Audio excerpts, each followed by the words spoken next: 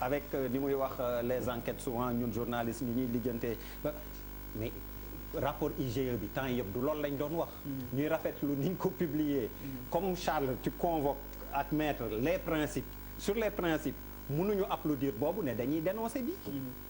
non en fait man li Charles daaneele mooy rupture d'égalité bi am je pense que aussi loolu c'est fondamental parce que cas yu am yu bari lu ci bari gis nañ fi le cas de Penda Ba taxawoon wax lu ko neex gis nañ les conditions dans lesquelles yu mu génn kaso.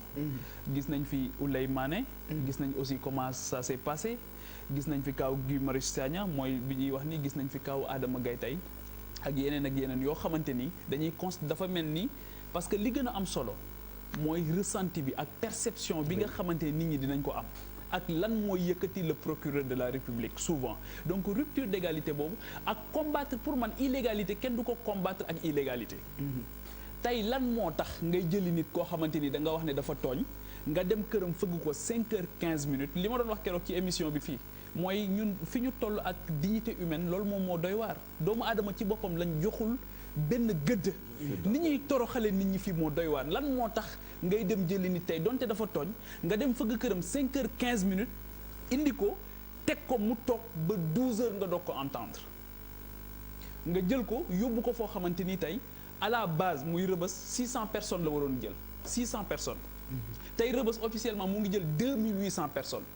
benn chambre 260 personnes avec 2 toilettes les gens dorment par intermittence je pense que ne bala ñuy wax liberté d'expression bala ñuy wax tey jii indépendance de la justice ak yooyu mais cas yooyu aussi c'est les droits humains droits humains rek mais nag mais tout est lié tout est lié moo tax ma ne problème bi fii du problème mu liberté d'expression man li ma jàpp mooy problème mu indépendance de la justice parce que bu fekkoon ne justice bi tey dox na xëy na ni mu war a doxee ba ñu jàpp ne képp ku ñu jàpp parce que poursuite procureur dafa nekk par procuration askan wi la fa nekkal yow mun sooy def dara da lay leer ne lii xolu nit ñi daje nañ ci ne intérêt général la république combat la boo xam dañ ko mener pour faire triompher l'intérêt général c'est une révolte contre les injustices et les échecs loolu moo tax waruñu ko caaxaane donc li nga wax nii par rapport ak rapport IGE bi rafetlu wuñu ko c'est-à-dire que du man gisuma fi ñoo xam dañ ko rafetlu dañ ne débat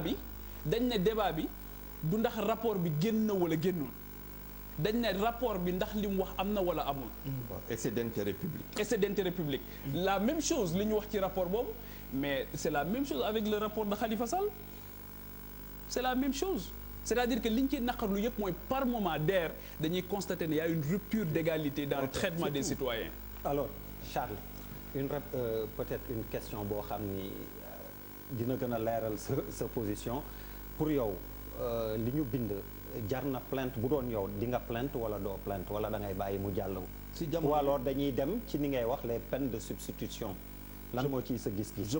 suma gis-gis mooy il faut que ñu xoolaat suñuy textes yi. mënuñu emprisonner nit pour wax ça me dépasse. président ça veut dire Abdoulaye Wade amul luñ ko yekkulul saaga façon bu ne dégg nañ ko Abdou Diouf amul luñ ko yekkulul. tu sais c'est bien nga jël avion présidentiel nga dem. mais ñoom it article nañ 80 de. oui ils en ont fait mais ça veut dire article 80 nañ. mais gis nga maître wax na ko fi sànq.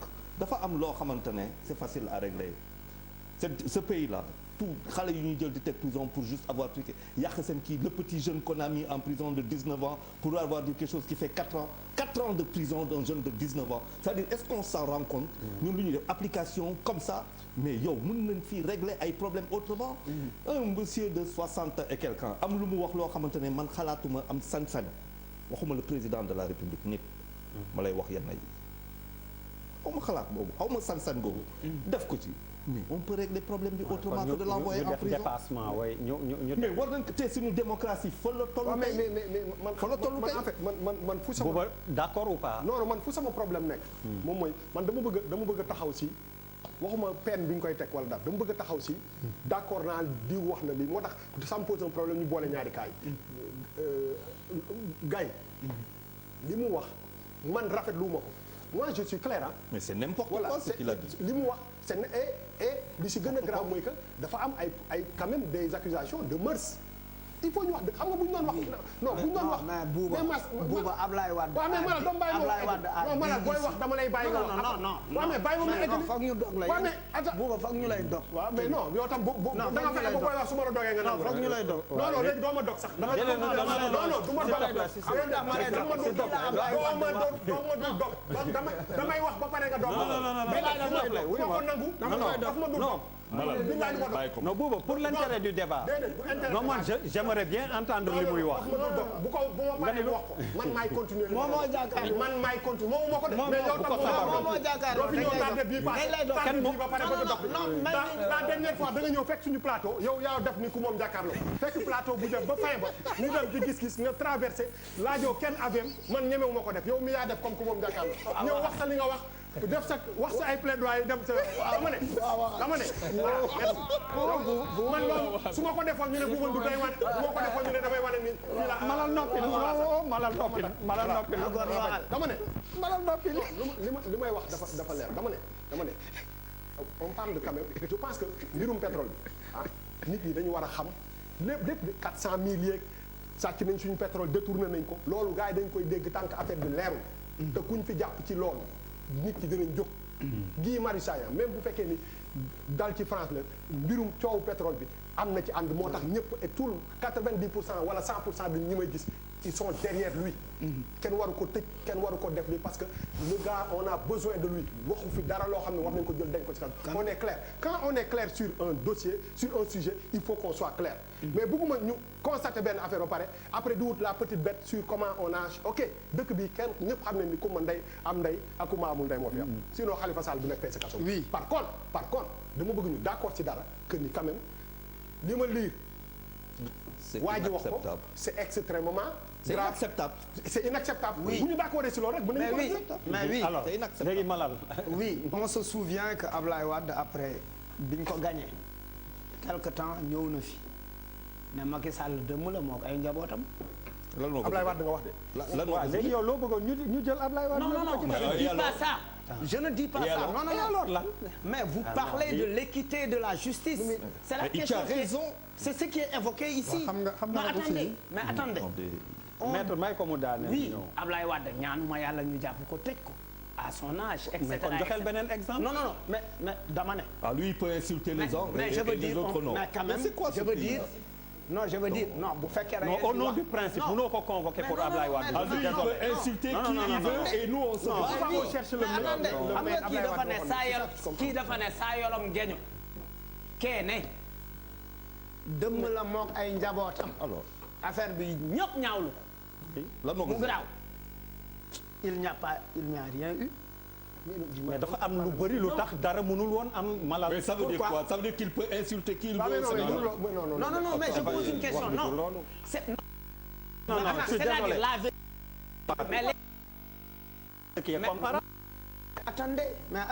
Il tête notre bu ma ñëwee fii léegi kii yow ngay wax la. mais ñaata procès ñaata par exemple nit nga fekk police quand tu habites la banlieue wala dans les villages ñu woote famille bii dafa jiiñ famille bii dëmm commissaire bi na naawloo ko ñu xool ça existe ou ça n'existe pas. Pas la même chose. Non, mais attendez. Il pose un cas. Non, je pose un cas d'équité. Non, je pose maître moo ñu gën a miin tribunal xaaral. Attendez. Maître, moi je vais vous maître s'il te plaît voilà leeral ñu fii. xam nga il y a ce qu'on appelle le principe de l'opportunité des poursuites. C'est ça. Oui. C'est-à-dire que mbir bu xewee nekk illégal.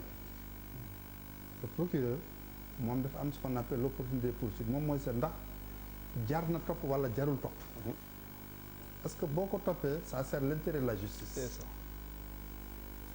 xam nga imagine-toi un gars comme Ablaye Wade l'âge qu'il a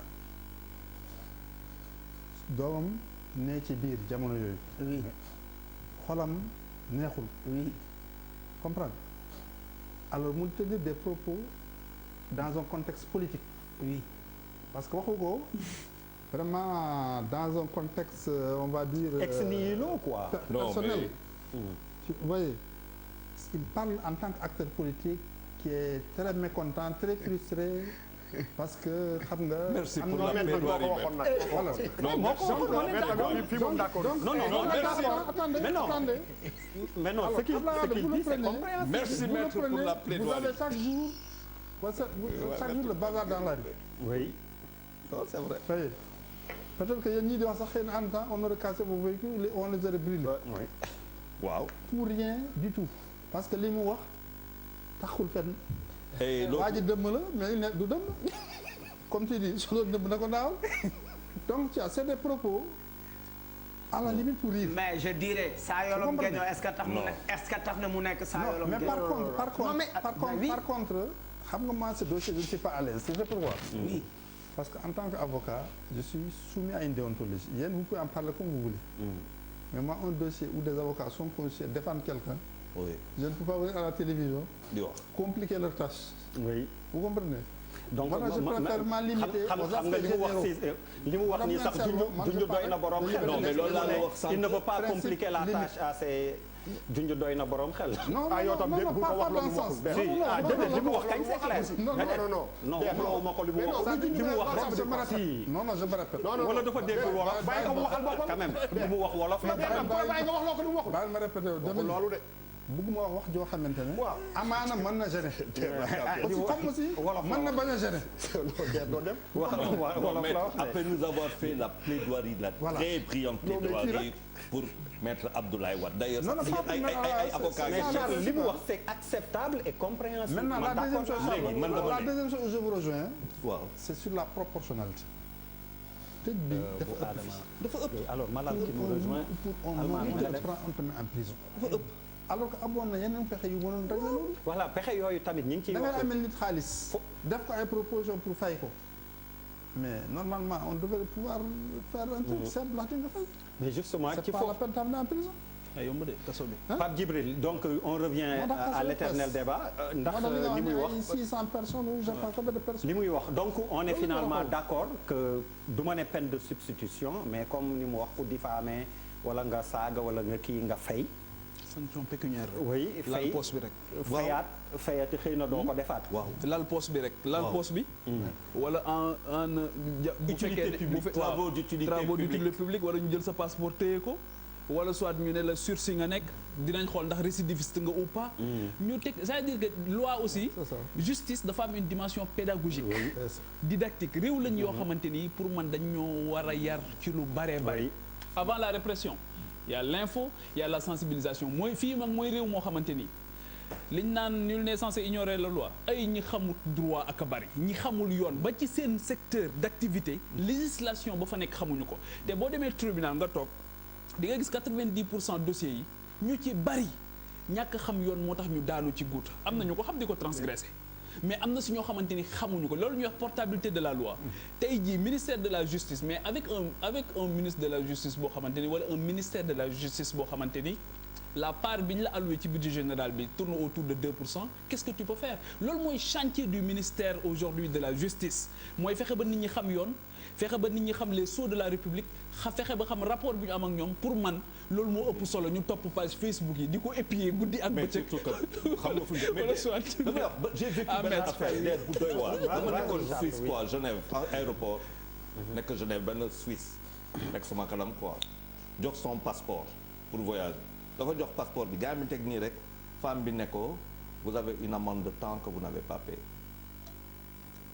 mu commencé wax xam nga boobu amul xaalis femme bi ne ko non foog nga fay du chèque du dara cash la Sinon, c'est pour te dire une démocratie avancée ñun lu ñuy def dañuy teg quand ça nous arrange ñu jël ñu noppi quand ça nous arrange pas ñu jël ñu tëj fii lañ fi wax benn journaliste dans le cas de BBC kenn xamul ban journaliste la mbir baa ngi may leer mbir baa ngi may leer fii lañ fi tudde benn journaliste qui a deux traîtres kenn ki il est dans le gouvernement peut-être keneen ki journaliste la mbir bi leer na si som mbokk léegi leer na Guy Marius Sagna par rapport ak lu mu fii kii yëpp mbir bi leer na fii laa fi toog ne leen réélection Macky Sall démocratie on va sentir ça et man je suis convaincu que si loolu la nekk ci jamono yi alors peut-être ñu jeexal sur l'article 80 Bouba pour avancer l'article 80 qu'on a évoqué pour le confrère est-ce que tamit mi ngi fi depuis Senghor. ak offense aussi ak offense oui au chef de l'État aussi. oui mais